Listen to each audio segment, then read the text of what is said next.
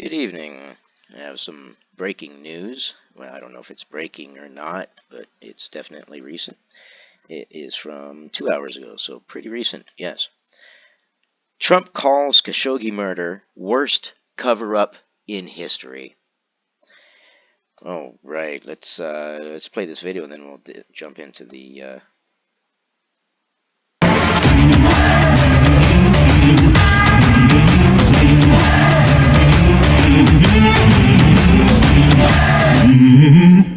Well, he was pretty rough on Saudi Arabia, I would say, but I haven't gotten a full recap. As you know, I have people in Turkey and I have people in Saudi Arabia and other places, and they're all coming back as we speak. They're heading back. I'll know, I think, everything in a very short period of time. It's a bad situation, but certainly President Erdogan was not complimentary of what happened. That was a terrible thing that happened. They had a very bad original concept. Interesting, not complimentary of what happened. Really. I would find that very hard to fathom. It was carried out poorly, and the cover-up was one of the worst in the history of cover-ups. It's very simple. Bad deal, should have never been thought of. Somebody really messed up, and they had the worst cover-up ever.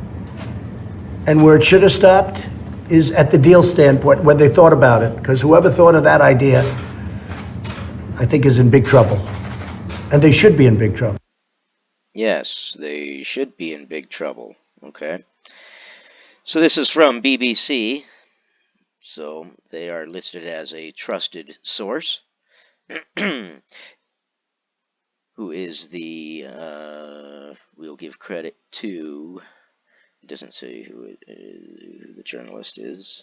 Where does it say who the journalist is? It doesn't say. Okay. BBC. U.S. President Donald Trump has called Saudi Arabia's response to the murder of journalist Jamal Khashoggi the worst cover-up ever. He added that whoever organized the plot should be in big trouble, and I'm sure all world leaders would agree. You cannot set this kind of precedence. This is horrible. Imagine if every country did this inside the embassies. It would be horrible. You would have world war. We have to nip this in the bud. We cannot allow this to continue. This is not good. Secretary of State Mike Pompeo said shortly afterwards that the U.S. will punish those responsible and is revoking visas of 21 identified suspects.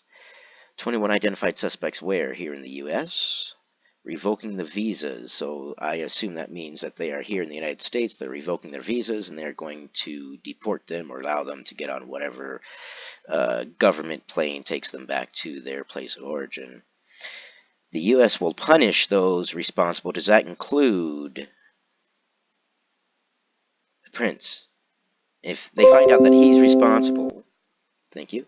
If you find out that he's responsible, is that what you're gonna what you're gonna do? You're gonna punish him as well, even though they spent $150 million or $150 billion, or I'm spacing what the amount was, on weapons.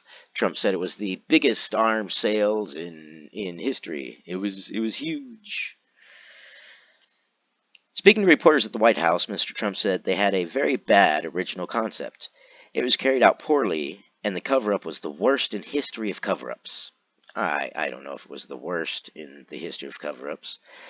It definitely wasn't good. I would assume that all these embassies would automatically assume their embassy is bugged. So how they thought they would have gotten away with it, I don't understand their rationale.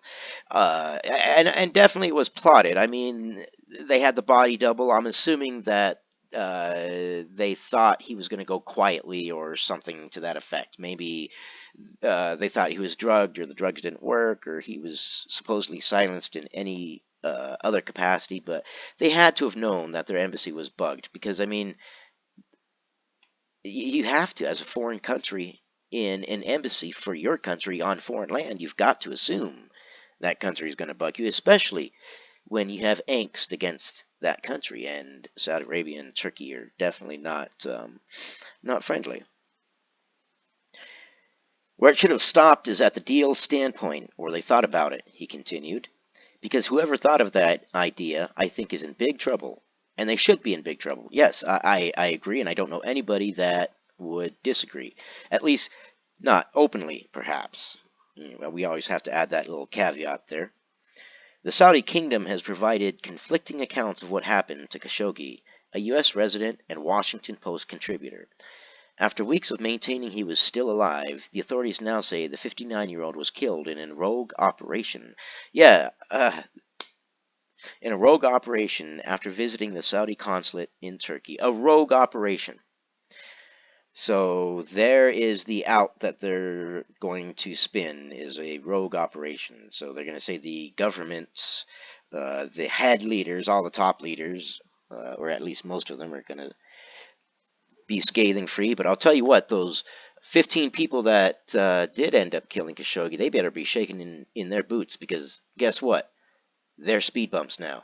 They are going to be thrown under the bus so hard, they are so dead. They are toast.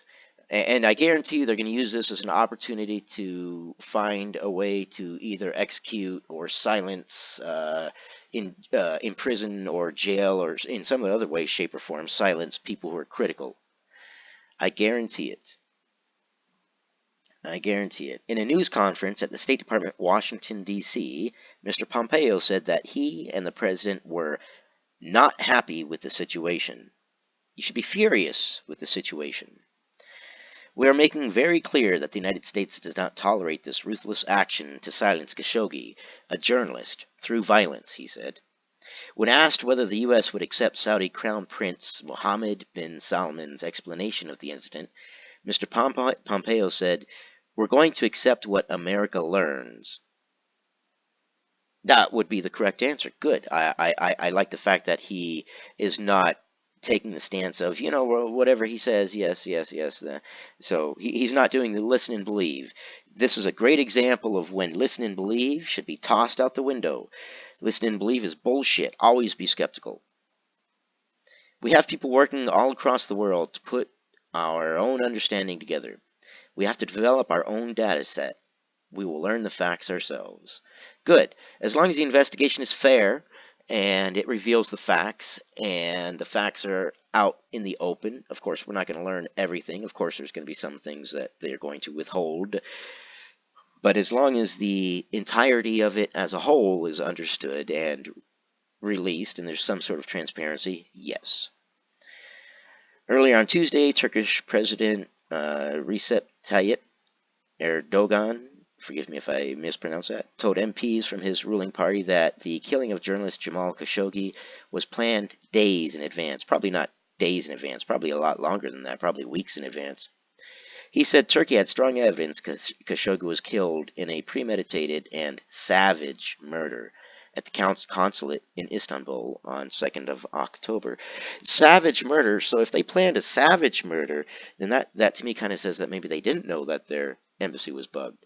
Because if you know your embassy's bugged and you plan on killing someone inside your embassy, you would at least think they would take the precautions to make damn sure it was quiet, knowing that their host country is probably listening in.